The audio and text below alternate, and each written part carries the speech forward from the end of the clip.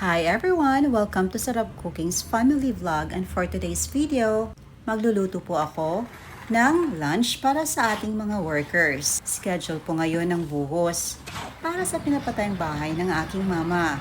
Samahan niyo ako sa aking a day in my life as a busy mom. Dito magluluto tayo sa kahoy. Outdoor cooking po tayo. Medyo madami-daming munggo ang ating lulutuin. Dito sinabihan ko po ang aking asawa, nalagyan po ng panggatong ang ating nilulutong munggo. Lulutuin natin ito hanggang sa lumambot ito. Takpan lang natin ito at hayaan na kumulo hanggang sa lumambot. Since madami tayong mga niyog, so lalagyan natin ng madaming gata. Nag-start po ako magluto mga 9 o'clock kasi papalambutin pa natin yung karne nito. Chinya ko muna ang status at kung nakastart na ba sila sa pagbuhos. At ayan, pinapaandar na nila ang mixer. At naglagay na po sila ng minasang semento sa footing or foundation ng pinapatayong bahay ni Mama. Madami-dami pa pong tatrabuhin dito. At kakastart lang po namin sa pagbuhos ng semento. But before kami nag-start, of course, may ritual kaming ginagawa. Naglit kami ng candle at nanalangin muna para kami ay gabayan sa project na ito. Ang aking asawa at ang aking anak, pumunta sila sa bayan para bumili ng snacks para sa mga workers. At tayo mag-check muna sa ating garden. Ito pong gagawin natin na food for reason. So meron tayo ditong mga rocket or arugula na tinanim. Malaki-laki na po ang ating purple na broccoli. Meron din tayong green na broccoli. At kagabi nagtanim kami ng watermelon, pipino, ampalaya, at transplant din namin ang aming mangosteen. Nabili ko po ito last year at around 8 months na po ito at sabi nung binilhan ko, grafted daw po ito at mamumunga na within 3 to 5 years. Pumili din kami ng karne. Lagpas 1 kilo po ito para sa mga tauhan namin at ito na po. Nakabuhos na po sila ng 2 whole. Mas maigi talaga kapag mayroong mixer dahil makaka-save tayo sa labor. Ito yung foreman namin si John Ray. Napakagaling nito at mapagkatiwalaan talaga.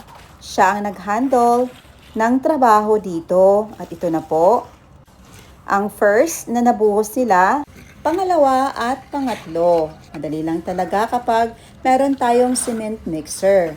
Ang next na tatabuhin nila dito is yung poste na ng ating bahay. Yung mga labor naman naghahakot sila ng buhangin at saka graba. I-check muna natin ang ating niluluto. Pwede na itong lagyan ng karne. Takpan muna natin. And ito po kung aking asawa nagsusupervise po at nag-guide sa anong next na gagawin. So ito na po ang ating munggo. Nag-ano tayo dito ng lagpas 1 kilo na pork bones. In-extract na po natin ang coconut milk. Medyo madami pong coconut milk or gata ang ating ginamit dito. Mga 4 na pirasong kinudkod na fresh niyog. At meron din tayo ditong moringa or malunggay para mas maging masustansya at masarap. Tinimplahan na po natin ito ng asin at saka pampalasa. At ito na ang ating napakasarap na ginataang munggo with pork bones. Ready na para sa kanilang pananghalian. Dito naman sa front ang kanilang nilagyan ng semento. Tinikman muna natin kung sakto na ba ang lasa at perfect na para sa pananghalian namin. Napakainit talaga ng araw ngayon. Tirik na tirik ang araw. Summer na summer talaga. But hindi naman gaano masyadong kainit dahil meron tayong mga tanim dito. And syempre excited ako sa mga pananim namin na watermelon, pipino at saka ampalaya. Hoping tutubo na sila. Meron din tayong itinanim na green na broccoli. Medyo madami-dami po ito. Dahil paborito ko ang gulay na yan. Medyo may kamahalan nga lang kaya magtatanim na lang tayo. Ang ating arugula na pang salad, napakasarap din. Maglalagay ako dito ng trellis para gapangan ng ating mga gulay at prutas. At sa gitna dyan, magtatanim siguro ako ng luya or turmeric at saka spring onion. Isa talaga sa mga hobby ko ang pagtatanim at nakakatanggal talaga ng stress. Kahapon bumili pala ako ng mangga. Isa ito sa paborito ng aking anak at 100 pesos per kilo lang. At isa yan sa paborito ng aking anak, lalo pa kapag sinamahan natin ng puto. Napakatamis nito.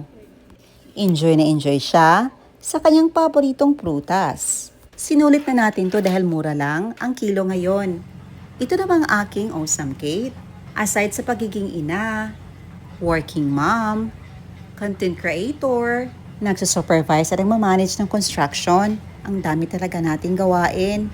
Isa din yan ang pag-alaga ng aking special child. Napakabait po nitong aming awesome Kate. Walang reklamo ito at dahil syempre naman minimal lang po talaga ang speech niya. Ayan, bihira po itong magreklamo at kahit gutom na siya, hindi yan nanghihingi. Kusa lang talaga yung kukuha ng plato at kumain ng mag-isa. But sa ngayon, since gusto niyang kumain ng sabaw na niluto ko, ayan, nilagyan ko ang rice niya. At since mainit, ito ako na po ang magpapakain sa kanya. At first, ayaw niya dahil gusto niyang siya lang ang mag-feed sa sarili niya. But sa akin, since madami pong sabaw nilagay ko, baka mapaso siya. At wala naman siyang reklamo, so okay lang sa kanya na ako ang magpapakain sa kanya. So ito namang aming aso, gusto na din kumain, kaya binigyan ko na rin siya ng buto. Napakainit po ng araw ngayon, but sa amin dito, since madami kaming mga puno, hindi namin gaano naman ang init ng panahon. But kung pupunta kami sa city, napakainit talaga. Kapag ganito katirik ang araw, ayaw naming lumabas. At ito pa, summer na summer talaga dahil may nagpapalipad na ng saranggola. Naalala ko nung kabataan namin, nagpapalipad din kami ng saranggola noon. But hindi ganito kaganda. Simple lang ang pagkagawa pero ito, napaka-unique ng kulay, black, may pink at saka may white. Nag-continue na po sila sa front sa pagbuhos ng footing at since may cement mixer kami, so napakadali lang po ng trabaho nila. Hindi na kailangan manually pa i-mix ang mga semento, graba at buhangin. Dapat mag-ingat po talaga at meron ding operator nito para mag-control sa pag-mix ng semento. Abangan nyo sa masusunod na araw ang update sa pagpapatayo ng bahay ng aking mama. Napakarami po talagang gagawin dito at hindi pa kami nakakalahati.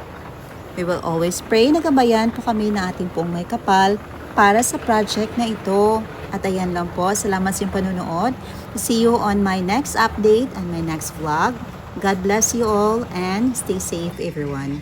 Bye!